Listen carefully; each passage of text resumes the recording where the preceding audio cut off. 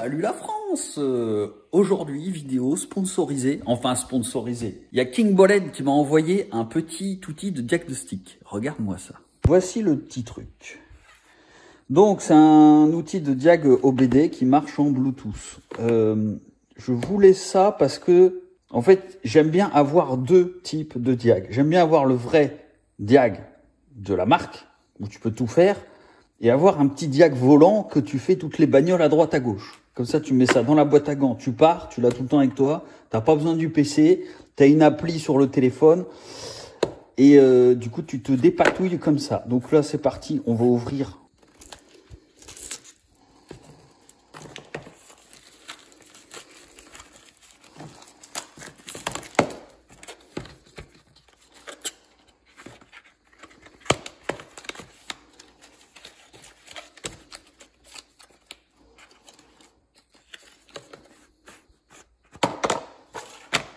Ah, ça c'est sympa. Pas beaucoup de place.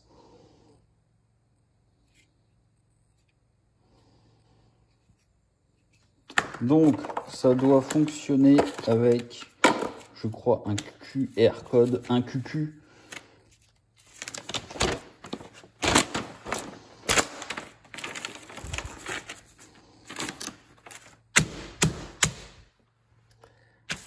On va se retrouver sur l'application.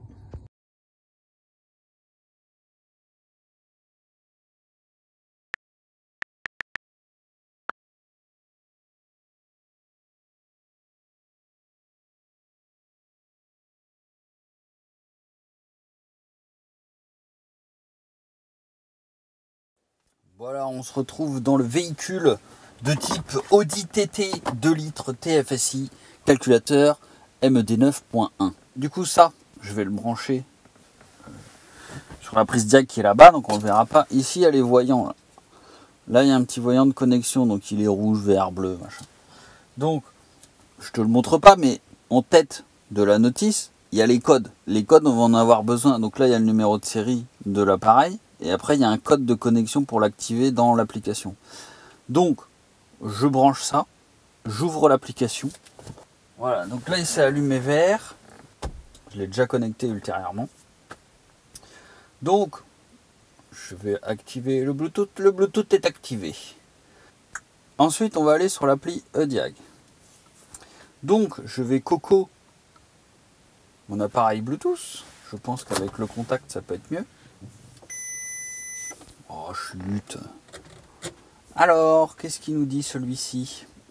Est-ce qu'on peut naviguer un peu dans les calculateurs? Donc, alors l'appli fonctionne, a l'air de bugger un peu, je sais pas pourquoi. iPhone SE 2022, il est petit écran, mais bon, il est quand même pas si vieux que ça ce téléphone, donc je sais pas, l'appli déconne un peu. Au niveau de l'affichage, donc on va aller dans fonction OBD. Donc là, il se connecte au protocole. Hein. Donc, on a quoi? Alors, état 1000, 1000, c'est le voyant moteur, là.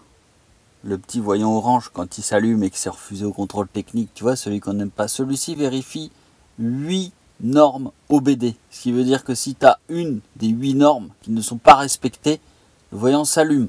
Ça peut être n'importe quoi. Donc, il faut arrêter de dire j'ai le voyant orange qui s'est allumé, qu'est-ce que ça peut être? Ça veut dire que tu pollues. Donc, tu devrais pas polluer. Ça peut être n'importe quel capteur qui déconne. Ou actionneur. Ou moteur. Ou pédalier. Ou... Donc, il dit que le voyant n'est pas allumé. Le voyant moteur n'est pas allumé. Préparation terminée. Préparation n'est pas supportée. Ça doit être certains protocoles. Bon, ok. Ensuite, lire les codes défauts. Donc, on va aller dans... Non, il n'y a pas Audi. Générique. Lire en temps réel.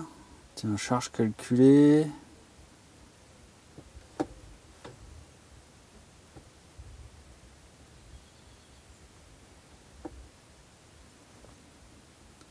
Position absolue du papillon. Tiens, mon papillon ne s'ouvre pas à fond.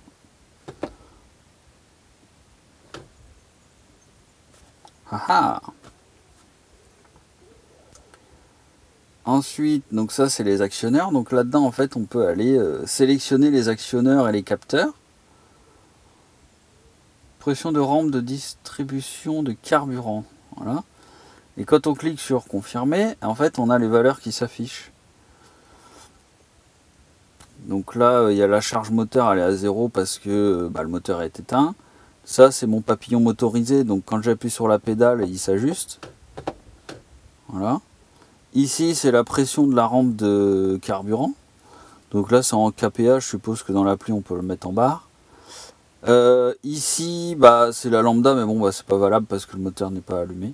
Lire les codes défauts. À chaque fois il me redemande la marque. Donc si on met Volkswagen, il dit quoi? Données figées. Information véhicule. Contrôle système embarqué. Essai de surveillance de bord. Capteur des gaz d'échappement. Donc ça c'est les lambda. Capteur riche à pauvre, tension de seuil. Donc ça je suppose c'est la lambda mais en voltage. Alors, maintenance. Donc quand on veut remettre à zéro les trucs d'huile, etc., c'est payant, c'est 20 $. Ensuite, si je vais là-dedans, Audi. Donc là on a fait l'OBD générique. Maintenant je pense qu'on va faire un peu les protocoles un peu plus spécifiques à la marque et au véhicule. On va attendre que ça charge.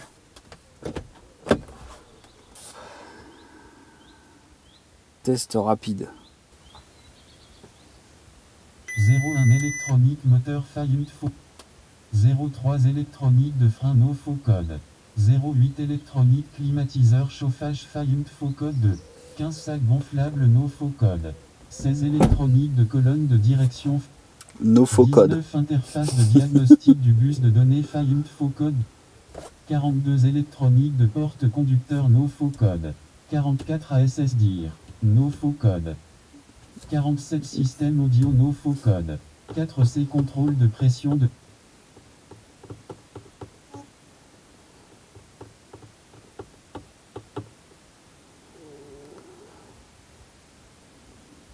Alors, donc là il a checké tous les calculateurs. Donc le 01 c'est le calculateur moteur. Après tu as l'ABS, donc c'est électronique des freins, la clim, sac gonflable, donc les airbags. Électronique de colonne de direction, c'est celui qui est là-dessous là, celui qui gère les commodos, etc. Combiné instrument, c'est le compteur. Interface de diagnostic, ça doit être la gateway qui fait le lien entre tous les calculateurs et la prise diag quand on branche un outil de diagnostic. Anti-démarrage, c'est la clé avec la bague qu'il y a là-dedans et concerner le moteur. Ensuite, on a électronique de port conducteur, je te fais pas de dessin. Direction assistée, module central confort, un défaut. Système audio, pas de défaut. Donc ça c'est les autoradios d'origine, système audio. Contrôle de pression des pneus. Alors ça, j'ai tout le temps le voyant qui s'allume. Je t'avoue que j'ai jamais vérifié la pression des pneus. Alors soit j'ai plus le capteur parce que j'ai plus les jantes d'origine, soit j'ai un pneu qui est dégonflé ou un défaut sur un match. Tiens, on va aller voir. Alors, code défaut. Alors, code erreur. Calculateur de frein. Calculateur moteur. Ok, je m'en fous de ça. Flux de données. Alors là, il faut rentrer le numéro de channel, mais je le connais pas. Position front. Alerte pression. Est-ce que ça va donner la... Ah oui, il est à fond. Il est à fond, donc c'est peut-être mini ou maxi. Pourquoi il est à fond? Celui-ci aussi. Celui-ci aussi. Ouais, je crois que j'ai plus les capteurs en fait. C'est peut-être pour ça qu'il déconne. Mais non, je veux pas de rapport. Ok, ça génère un rapport, c'est nickel. Alors, je veux la dernière roue. Ça dit quoi? Bon, ça se trouve, ils ont changé les jantes. Ils ont pas remis les valves électroniques. C'est pour ça que j'ai le voyant qui s'allume. Alors, chute de pression, avertissement. Ouais, ça met tout à fond. Donc, à mon avis, il n'y a plus rien.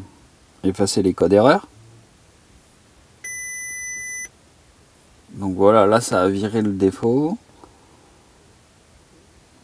Donc là c'est le code erreur. Je suppose que sur internet on peut trouver ce que c'est avec ça. Ensuite, continuons.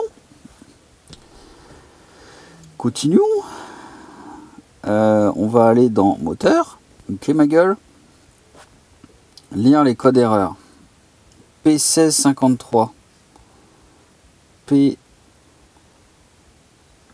P1643, pardon. Alors, Renault Essence. Volkswagen. Alors, P1653, relais de chauffage de liquide de refroidissement. D'accord. Circuit de surveillance de la pompe à carburant. Ça, c'est Ford. Donc, suivant le DTC P1643, ça ne met pas la même chose. Lire les codes erreurs. Donc, ça, c'est le P1643. Effacer les codes erreurs. Donc, ça, je m'en fous. Je veux pas effacer les codes moteurs pour voir si on voit les trims. Electronic clim 2 défaut. What is this? Lire les codes défauts. Signal de période de coupure de l'allumage. Calculateur moteur. Ah, mais ça, je sais pourquoi. Ça, je peux effacer. L'autre jour, j'ai débranché la batterie. Tac, tac. Alors, après, on a quoi?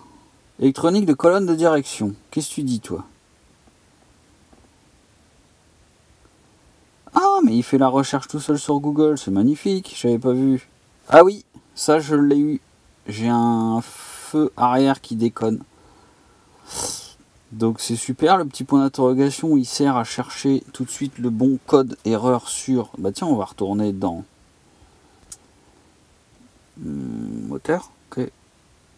Lire les codes erreurs. On va aller dans le petit point d'interrogation. Alors, tu dis quoi, toi? Alors, bah, il me ramène sur le même truc. Donc, c'est boîtier électronique. Ça veut rien dire. Bon, je sais pas ce que c'est. Alors, j'efface pas pour garder les trims. Interface de diagnostic CAN bus. Bah, ça doit être lié avec le fait que j'ai débranché la batterie. Code erreur. Bon, je vais les effacer. S'ils ne reviennent pas de suite, c'est qu'il n'y a pas de défaut imminent. Voilà, donc il n'y a pas de défaut. Faudrait mettre en route, mais je suppose qu'il n'y a pas de défaut. Alors j'ai peiné à m'y faire à l'application, et maintenant que j'ai pigé, c'est pas mal. Donc là, il y a la version calculateur, je suppose. Lire les codes, effacer les codes et lire en temps réel, en fait. Donc lire en temps réel, soit on connaît l'adresse. En fait, chaque capteur a un numéro d'emplacement dans la mémoire du calculateur. Donc si par exemple, je sais pas, je te dis une connerie, t'as pas le Quattro, bah tu peux pas avoir les capteurs liés au pont Aldex, etc. Donc tu as l'emplacement, si tu vas dans...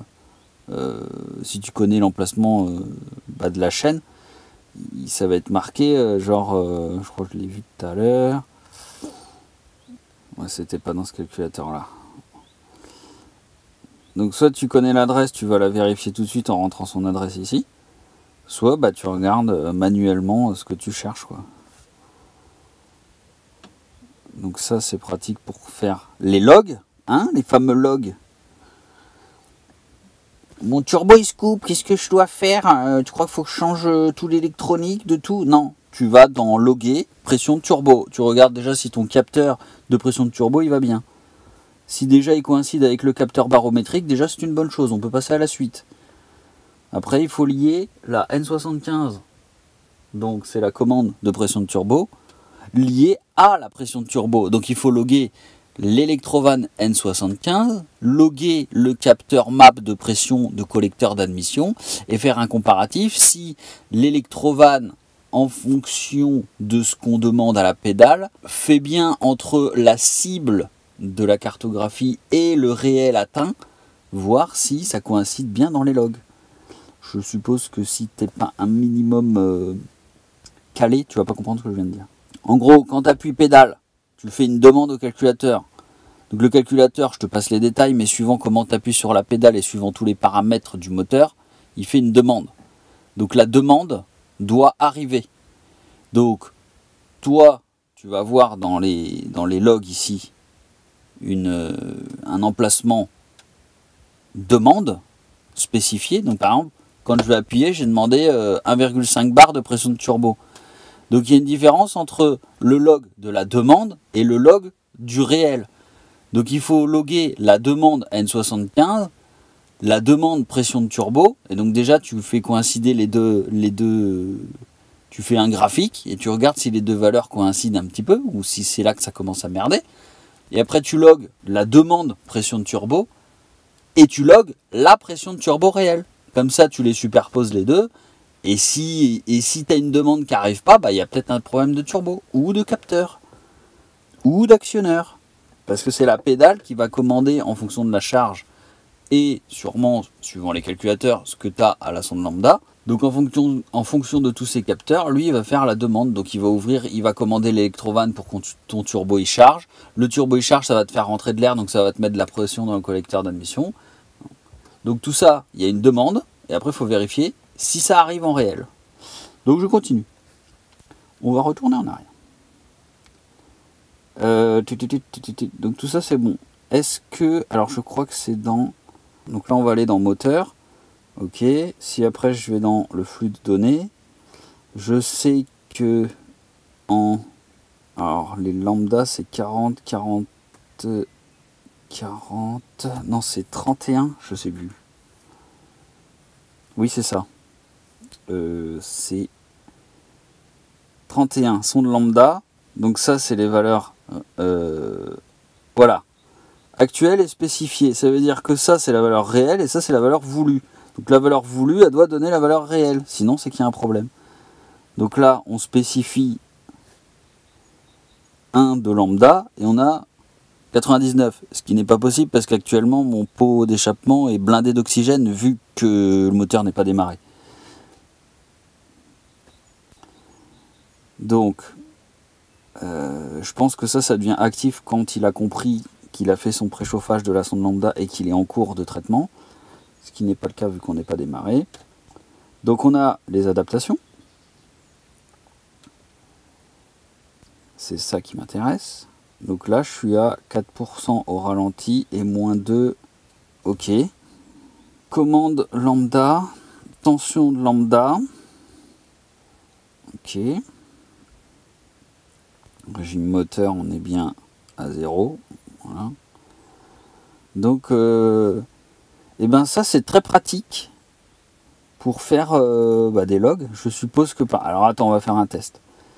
Je vais tester le régime moteur avec. Attends.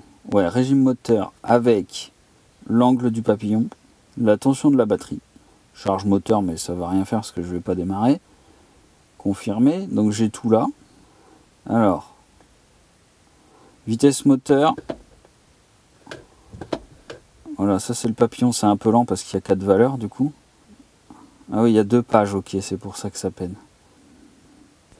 Voilà, donc si je fais enregistrer, là j'appuie sur la pédale, ça me fait un petit 85, presque 100%. Tac tac. Ok, donc là admettons je vais rouler, je fais mon log, hop, j'ai fini, je vais cliquer là, on va faire test, ok, enregistrer, rapport, alors ça va être le rapport du diagnostic, et maintenant comment on lit, alors je suppose que ça doit nous générer un fichier qui arrive dans iTunes quand on connecte l'iPhone à iTunes. On doit avoir la petite icône de l'application.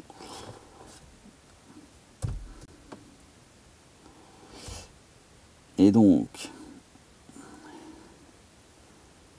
alors, fonction BD c'est toujours... je vais refaire un petit tour. Je vais refaire un petit tour. Faut bien dissocier les trucs de diag. Il y a des protocoles OBD 2 qui sont obligatoires pour tout véhicule depuis les années 98 si je dis pas de bêtises. Donc la prise diag est normalisée et l'interface doit pouvoir lire n'importe quel véhicule du protocole OBD, OBD2. C'est les normes anti-pollution qui sont obligatoires. Après, ce que fait cet outil de diag, c'est qu'il y a d'autres protocoles qui va discuter avec d'autres calculateurs où là ça commence à devenir intéressant. Par exemple, avec un truc OBD basique, tu peux pas aller regarder les défauts du calculateur de l'autoradio par exemple, ou du boîtier sous le volant, ou du compteur. Tu vois, tu peux pas faire ça. Celui-ci le permet. Donc ok. Et donc ça c'est protocole OBD. Donc là il y a un petit bouton pour allumer la lumière. Super. Là il y a un petit truc acheté. Voilà, rapport. Oh, c'est un petit chat, le miaous. Le petit Amésis, c'est un petit chat, c'est pas voulu, c'est pas fait exprès. Alors, nous contacter, réparation du firmware, correction du firmware par Bluetooth, mes commandes. Ok, j'ai rien commandé. Rapport. Alors, est-ce que c'est mon... Non, ça c'est ce que j'ai fait. Local, test. Ah, ça a sauvegardé ce que j'ai logué, ça c'est pas mal. Bon bah voilà. Alors les points positifs. Point positif, petit, donc ça tu mets ça dans la boîte à gants, tu as toujours ton téléphone avec toi. Ça se connecte très facilement du moment que tu as le code. Et si une fois que tu as codé le numéro de série et ton code, bah t'as plus besoin de le remettre parce que je l'ai remis qu'une fois moi. Du coup ça va dans la boîte à gants, c'est super. On peut faire des logs, ça c'est bien. Pour faire les cartos c'est important. Ça enregistre ce qu'on a logué, donc ça évite à chaque fois d'aller tout sélectionner ce qu'on a besoin. Donc entre demandes de pression, de surveillance des injecteurs, etc. On est tout le temps en train de se dire j'ai logué quoi la dernière fois avec mon outil, machin. Là c'est préenregistré, une fois qu'on l'a fait. L'interface, faut s'y faire, mais après c'est simple. Point négatif, qu'est-ce que je peux dire? Peut-être que, vu que ça se passe tout en Bluetooth, c'est peut-être un peu lent. Mais bon, après on n'a pas le choix, hein, c'est qu'une connexion en Bluetooth. Ce qui fait qu'on n'a pas de vieux fils qui traînent partout, on n'a pas d'ordinateur, machin. Bon, l'interface, il y a un petit défaut d'affichage au niveau du texte, mais c'est pas grand chose. Ah si, point négatif, pour remettre à zéro les vidanges, c'est payant. Sinon, je valide, c'est pas mal. C'est ce que j'aime. Moi, ce que je voulais, c'était un truc qui reste dans ma boîte à gants, que quand je pars, j'ai toujours avec moi. Parce que j'ai toujours mon téléphone, j'ai mon chargeur qui se branche à la voiture. Comme ça, je pars. Je suis pas obligé de me dire faut que je prenne l'ordi ou pas, machin, est-ce qu'il a de la batterie, blablabla. Au moins je pars, j'ai mon petit outil de diag, ça me permet de, si je tombe en panne au bord de la route, déjà je sais de quoi ça cause. Et le petit point d'interrogation qui te bascule vers Google direct en te présentant quelques codes défauts, ça c'est sympa aussi, ça t'évite de le chercher toi-même. Et puis quoi d'autre? Ça lie le protocole OBD2 et les autres protocoles pour aller fouiner dans les calculateurs. Donc ça, c'est pas mal. Pour le prix, c'est bien. C'est juste dommage qu'il y ait des options payantes dessus. C'est tout. C'est tout ce que je reproche à cet petit outil. Donc tous les codes promo seront en description de l'outil. Je mettrai le lien pour te l'acheter si tu veux. Et donc, merci à King Bolen de m'avoir envoyé le E-Diag Mini. Merci encore. Donc je vous mets tout en description pour le pécho si tu le veux. Et la suite au prochain épisode, ma gueule. À bientôt. L'outil colle au cul avec une Twingo.